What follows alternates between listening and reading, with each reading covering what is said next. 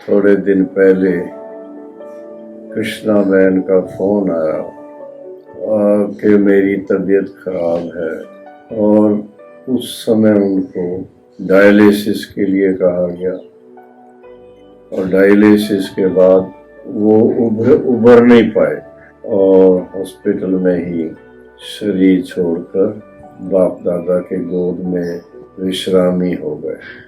कृष्णा बहन में मैंने विशेष तौर पे देखा था कि वो एक पालना स्वरूप थी, हर्षित मुख रहती थी और उनको देख करके व्यक्ति को उमंग आता था कि प्रेम जो होता है वो जीवन में कितना आवश्यक है। एक छोटे से पौधे को लगाया पंजाब में, फिर उसको इतना विशाल वट वृक्ष का रूप दिया है।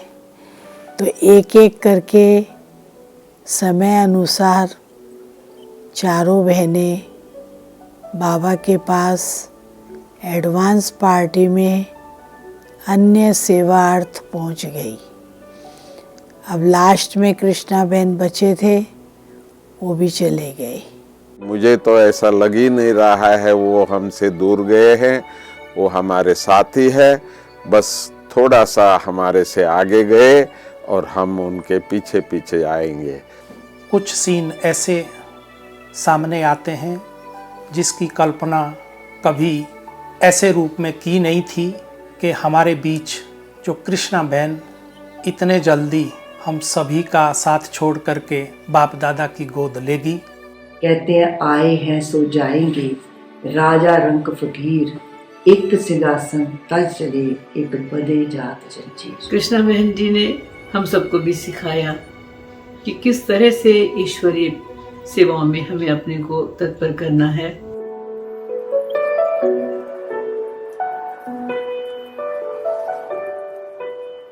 पंजाब जोन के अंतर्गत जालंधर सब जोन बनाने का श्रेय एक ही परिवार की 4 सगी बहनों को जाता है, जिनमें सबसे बड़ी राज बहन, दूसरे नंबर पर शुक्ला बहन, तीसरे नंबर पर कृष्णा बहन और सबसे छोटी अरुणा बहन थी।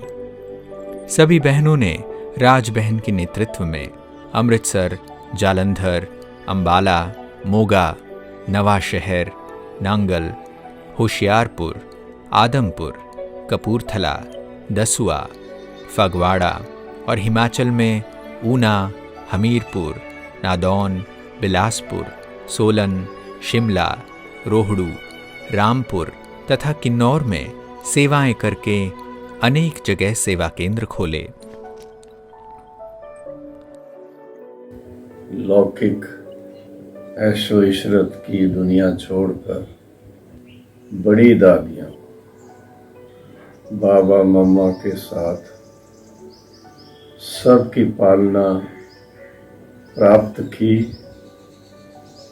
अपने अंदर दिव्यता का गुण विशेष भरा। बड़ी हिम्मत से बहनों ने पंजाब, हिमाचल, इन कुछ जगहों पर बहुत ही जोरदार सेवाएं की, सरकार की भी सेवा की और इसके अलावा आम जनता की बहुत सेवा की। सभी उनको बड़े प्यार से याद करते रहेंगे। कृष्णा बहन जी अपना इस संगम योगी जीवन का पाठ पूरा करके बाबा की गोद में चली गई हैं और अब वो नई दुनिया में, आने वाली दुनिया के कार्य में लगेंगे, उसको स्थापन करने के, जिसको हम एडवांस पार्टी कहते हैं। कृष्णा बहन का लौकिक जन्म सन 1941 में हुआ और 1959 में वह साकार बाबा से मिली। बाबा ने उनकी रस्सी खींची और वह ध्यान में जाने लगी। सन 1960 में वह पूरी तरह से यज्ञ में समर्पित हो गई और उसके बाद पंजाब तथा हिमाचल में लगभग सभी सेवा केंद्रों पर अपनी सेवाएं देती रही। उनका ध्यान का पाठ इतना अच्छा था कि एक बार शिमला में बाबा को भोग लगाने ध्यान में गई तो वापस आकर क्लास में बैठे 2 भाइयों के बारे में बताया कि उन दोनों भाइयों ने बाजार में समोसे खाए हैं और फिर यहाँ आकर भोग में बैठे हैं। उस दिन के पश्चात उन दोनों ने कभी भी कुछ भी बाजार से न खाने की प्रतिज्ञा की। हमारा फर्ज है जो पौधा इन्होंने लगाया उसको बहुत अच्छी तरह से हमें सींचना है और बहुत अच्छी तरह से मिलजुल के बाबा का नाम रोशन करना है। कृष्णा बहन सदैव हर्षित मुख रहती थी, हल्की रहती थी और दूसरों को भी हल्का रखती थी। उनके मन में कभी किसी के प्रति नेगेटिव आता ही नहीं था। उनका शरीर भले ही साथ नहीं देता था, फिर भी वह अंत तक चलती फिरती रही। कृष्णा बहन ने अंत के दिनों में शिमला में रहकर भी सेवाएं की, चाहे राज्यपाल से मिलना हो अथवा अन्य मंत्रियों से मिलना हो। और आप हमारे कृष्णा दीदी हैं, हमारा सब जोन जालंधर के पूरा पौधाड़ी पूरा करते थे। तो हमारी जो दीदी थी उसने बहुत सेवाएं की है। ये भवन बनने के पीछे सरकार का बहुत हाथ है, सरकार ने बहुत मदद की है। धूमल जी ने भी और वीरभद्र सिंह जी ने भी।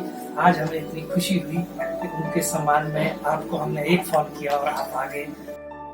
शिमला से 55 किलोमीटर दूर सुन्नी उप सेवा केंद्र, जिसका ओपनिंग तत्कालीन राज्यपाल आचार्य देवव्रत द्वारा सन 2017 को हुआ था, जिसमें पूरे हिमाचल के भाई बहनों ने हिस्सा लिया था। उस दौरान भ्राता अमीर चंद जी पंजाब जोन के डायरेक्टर, साथ में माउंट आबू से उषा बहन एवं बीके प्रकाश और पंजाब की अनेक बहनों ने हिस्सा लिया था। कृष्णा बहन का वहां आना बाकी था। रेवादास भाई ने सुन्नी उप सेवा केंद्र विजिट करने का निमंत्रण दिया। उन्होंने इस निमंत्रण को खुशी खुशी स्वीकार किया और कृष्णा बहन के साथ रजनी बहन, विजय बहन और साथ में मान भाई भी आए थे। कृष्णा बहन सुन्नी उप सेवा केंद्र को देखकर बहुत प्रसन्न हुई।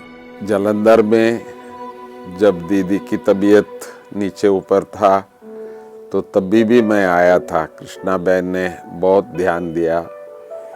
हर प्रकार से हम कोशिश ही करते रहे कि दीदी का तबीयत ठीक हो जाए।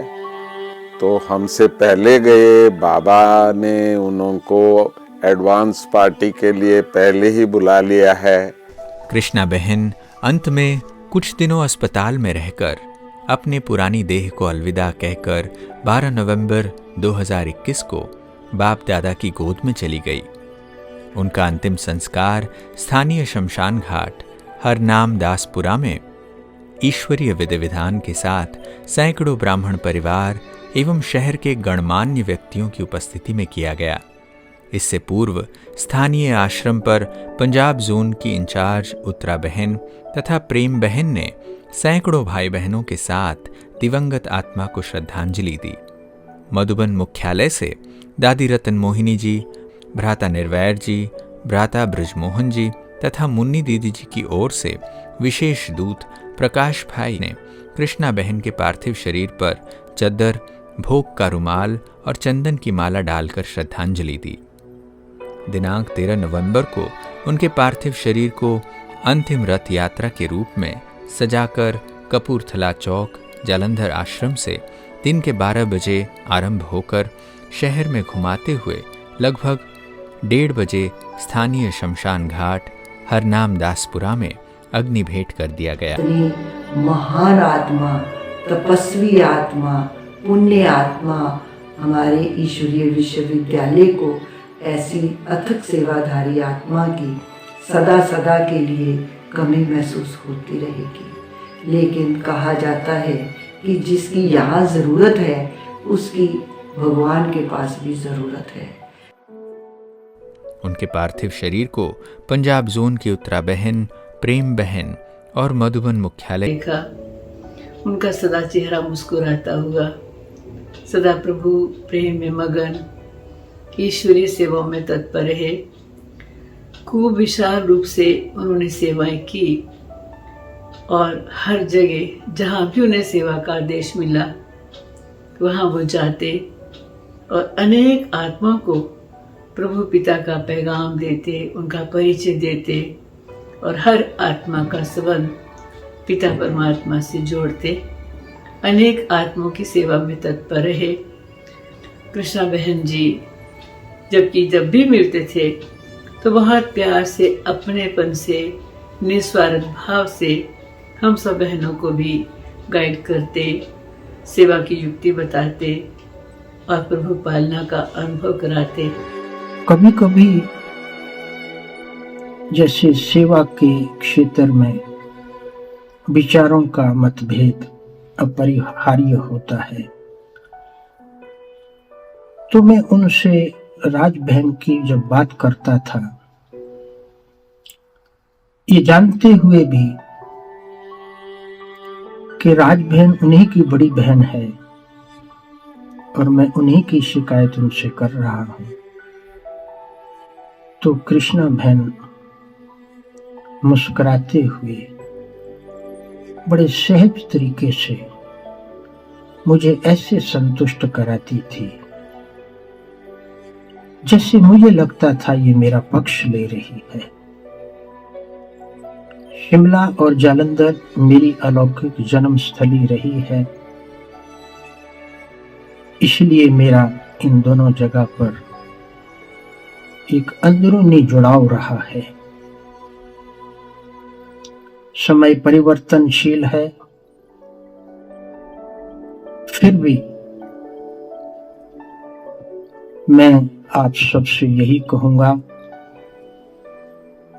कि जब भी मेरी आवश्यकता होगी मैं आपके पास हाजिर हो जाऊंगा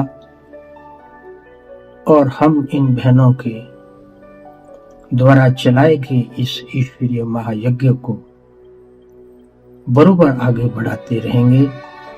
मुझे याद है जब मैं 70 के दशक में बहुत छोटी आयु में ज्ञान में आया, लौकिक भाई हमें सेंटरों पे लेके आते थे, तो इन बहनों को देख करके बहुत एक साक्षात देवियाँ सामने है ऐसा महसूस होता था। लेकिन मुझे मधुबन में समर्पित होने के लिए इन दीदियों के आशीर्वाद से मैं मधुबन पहुंचा हूं। तो मैं अपनी ओर से और सभी भाई बहनों से यही प्रार्थना करूंगा कि उनके प्रति अगर आज हम सच्ची श्रद्धांजलि देना चाहते हैं तो यही दें कि इन्होंने जो ये पौधा खड़ा किया है तो इनके द्वारा इस पौधे को और आगे हम कैसे बढ़ाएं, एकता के सूत्र में रह करके। तो इस तरह से अगर हम सेवाएं को आगे बढ़ा सके तो इन बहनों के प्रति हमारी सच्ची श्रद्धांजलि होगी। मैं बस इतना ही कहना चाहूँगा कि वो गुण मूर्त थी, ज्ञान मूर्त थी, वरदानी मूर्त थी, महादानी मूर्त थी। आज मैंने जो उनसे अव्यक्त पालना ली है और जिस मुकाम पे मैं पहुंचा हूं, ये उन्हीं की बदौलत है। त्याग तपस्या की प्रतिमूर्त आदरणीय राज दीदी, शुक्ला दीदी, अरुणा दीदी और कृष्णा दीदी के साथ सेवाओं का अवसर हमें मिला और उन्होंने जो उनकी जिम्मेवारी दी है हम उसको निभाएंगे और उनकी शिक्षाओं को धारण करते हुए जो उनको एकता के सूत्र में बांध के रखेंगे।